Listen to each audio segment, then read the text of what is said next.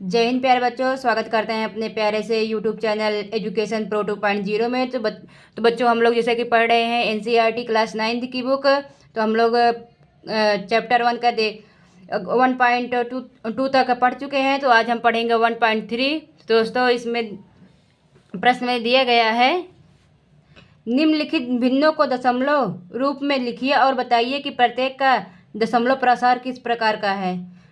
तो बच्चों, हमें पहले देखना होगा दशमलव प्रसार मतलब दशमलव कितने प्रकार के होते हैं। तो बच्चों, पहले हम देख लेते हैं दशमलव कितने प्रकार के होते हैं।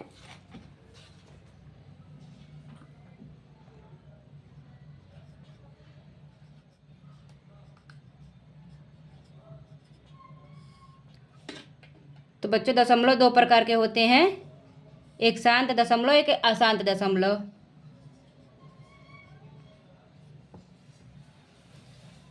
अशांत।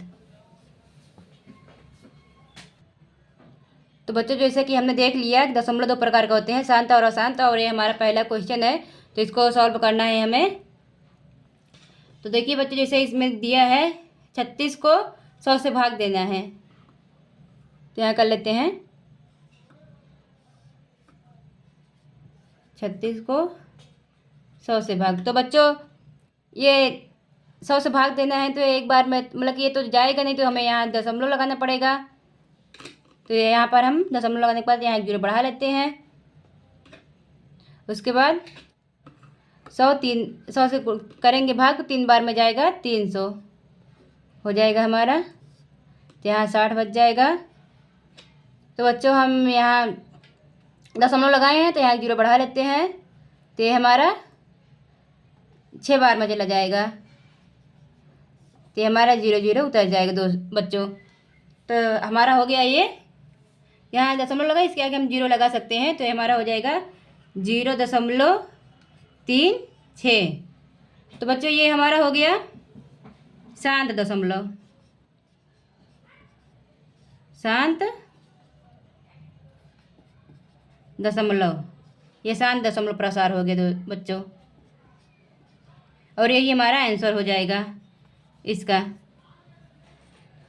बच्चों, जैसे कि हम बता दे रहे हैं, जैसे ये 100 लिखा है, अगर जैसे हमें भाग करना है आसान तरीके से, मान लो इसको ट्रिक ही समझ लो। जैसे हम एक के बाद जितने जीरो लगा हो, जैसे ये 36 हमारा है और ये एक के बाद 2 जीरो लगा है। तो हम यहाँ पर देखेंगे एक के बाद दो, ये दो संख्या है ना, 3 और 6 36। तो यहाँ इसके आगे हम 0 लगा देंगे। तो ये हमारा हो जाएगा इसका आंसर। तो इसके आगे हम 0 लगाते हैं, यही हमारा आंसर हो जाएगा। जैसे हमारा मान लो जैसे हमारा ये दिया है, इसको मिटा लेते हैं बच्चों पहले हम। जैसे मान लो ये हमारा दिया है 36 और भाग हमें 1000 से देना है। 1000 से देना है, तो ये हमारा 3 अंक का तो है नहीं, तो हम इसके आगे 0 लगा सकते हैं। तो हम इसके आगे 0 लगा लेंगे और यहाँ पर दशमलव लगा देंगे।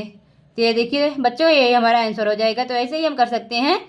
जैसे मतलब कि एक ट्रिक है, जो जिसके अगर एक के आगे जितने 0 लगे हैं उसके हिसाब से ये ट्रिक है कि उतने अंक के आगे हम दशमलव लगा देंगे। जैसे कि हम मान लो 36 को 10 से भाग दे रहे हैं, तो यहाँ एक ही 0 है ना बच्चों, तो हम एक अंक के बाद यहाँ पर दशमलव लगा देंगे, 3.6 हो जाएगा। तो ये हमारा आंसर हो जाएगा। तो बच्चों, हम चलते हैं अपने दूसरे क्वेश्चन की तरफ, देखते हैं हमारा दूसरा क्वेश्चन क्या है। तो बच्चों, ये हमारा दूसरा क्वेश्चन है 1/11, मतलब कि हमें 11 से भाग देना है एक को। तो हम देख लेते हैं बच्चों इसका आंसर क्या होगा। इसको सॉल्व करते हैं पहले हम। 11 से हमें भाग देना है, तो ये तो जाएगा नहीं बच्चों। तो हम यहाँ दशमलव लगा लेंगे। दशमलव लगाने के बाद हम यहाँ 0 बढ़ा लेंगे। तो यहाँ दशमलव के जगह पे तो हम 0 बढ़ा लिए, लेकिन अभी भी नहीं जाएगा हमारा। तो अगर हम एक 0 बढ़ाएंगे तो हम यहाँ एक 0, यहाँ भी एक 0 लगा देंगे, तो यह हमारा 100 हो जाएगा। तो हम अभी जाएगा 11 9 99।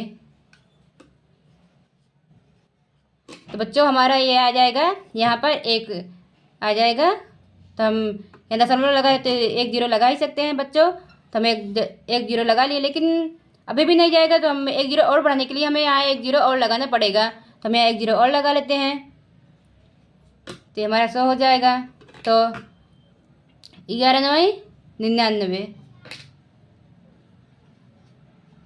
तो हमारा 1 आ जाएगा बच्चों। तो बच्चों देखिए ऐसे ही आता जाएगा तो ये हमारा हो जाएगा आंसर। देखिए हम यहाँ लिख दे रहे हैं, ये हमारा आंसर आ जाएगा 0.0909। मतलब ऐसे ऐसे ऐसे आता जाएगा बच्चों। तो हम इसको बोल देंगे दशमलव प्रसार।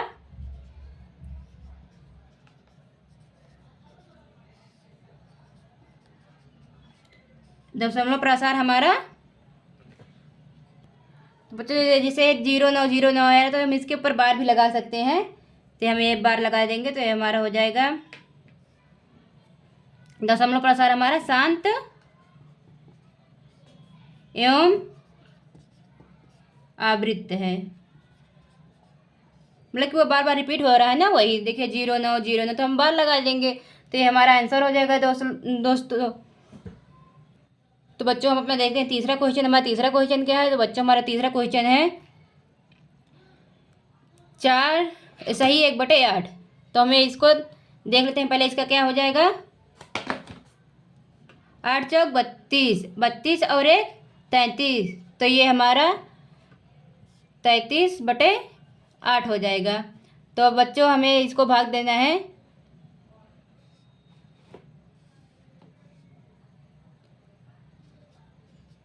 आठ से भाग देना है तो 8 चौक 32 होता है बच्चों।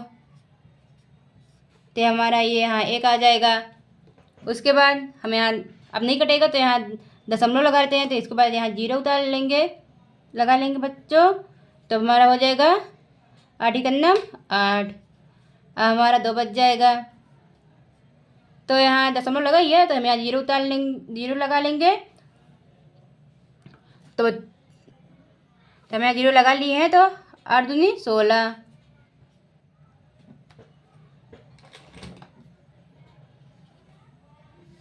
तब यहाँ हमारा 4 बच जाएगा। तो ये हमारा 4 बच गया है ना। तो हम यहाँ दशमलव लगाइए तो हम यहाँ 0 और 0 लगा लेंगे। तो 8 पंचे 40 हो जाएगा। तो हमारे पूरी तरह कट चुका है बच्चों। तो हम देख लेंगे, इसको हम बोलेंगे दशमलव प्रसार।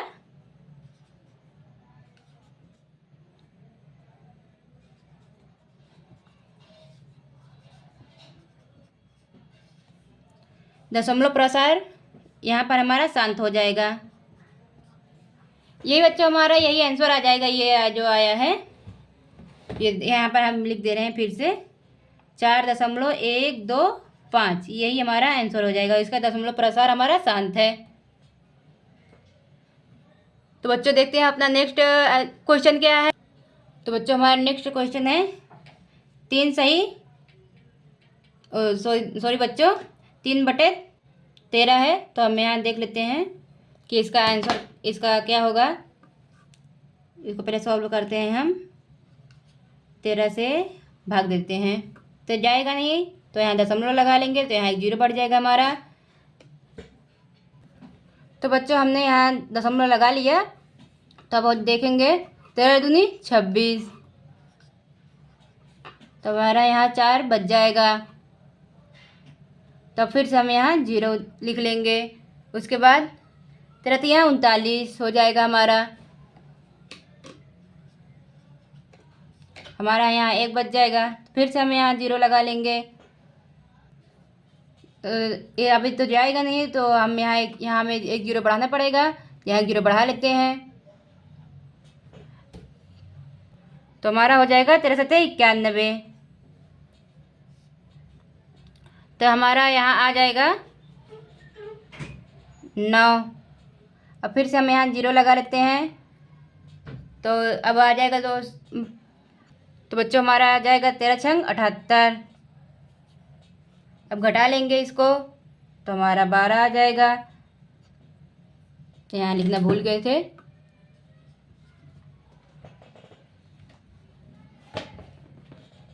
13 × 6 = 78 हमारा आ गया है। तो यहाँ पर 12 माइनस करने के बाद 12 आ गया। माइनस करने के बाद फिर यहाँ 0 लगा लेंगे। तो उसके बाद आ जाएगा दोस्तों 13 का 13 117 होता है, तो यहाँ 13 117। तो देखिए हमारा फिर से वही रिपीट होने लगा, फिर से 3 आ गया, तो हम मतलब कि वो फिर से हम रिपीट होने लगा, तो हम यहाँ लिख सकते हैं बच्चों।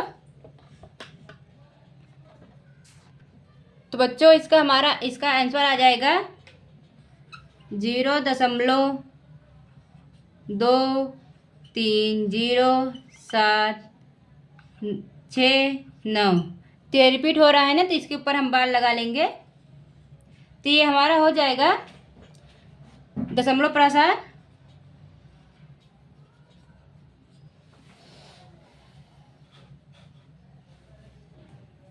प्रसार शांत एवं आवर्ती, या बोल सकते हैं हम पुनरावृत्ति, मतलब कि ये बार बार रिपीट हो रहा है, तो हम लिख लेंगे आवृत्ति। तो बच्चों ये हमारा आंसर हो जाएगा, यही हमारा आंसर है इसका। तो बच्चों हमारा अगला क्वेश्चन 2/11 है, तो हम अपना 2/11 सॉल्व कर लेते हैं। इसका आंसर क्या आएगा, तो इसको भाग देना है, भाग दे लेते हैं।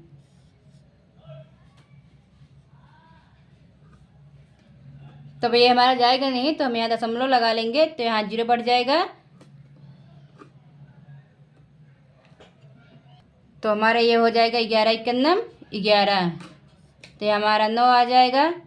तो हम यहाँ दशमलव लगाए, तो यहाँ 0 लगा सकते हैं, तो ये हमारा हो जाएगा 11 8 88,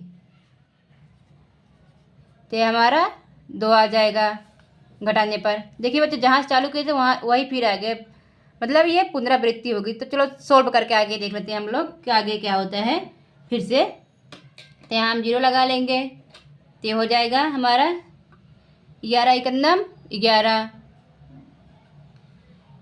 सॉरी